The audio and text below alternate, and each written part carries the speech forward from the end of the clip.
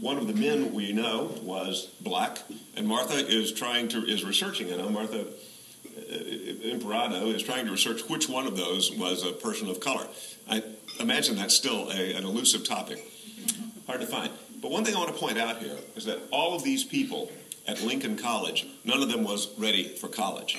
Lincoln College began in the 3rd day of January 1866 as a preparatory school, in other words, a high school.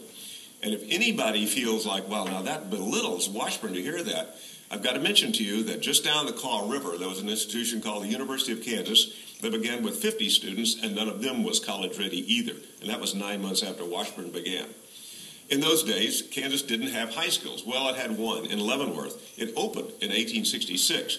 That would be the opening class of the high school. You just didn't have college-ready kids back then. So Washburn had then, and would continue until 1918, to have a preparatory academy. It would diminish in size. College students would grow in size and number, but it took a while for that to evolve in a new place like Kansas.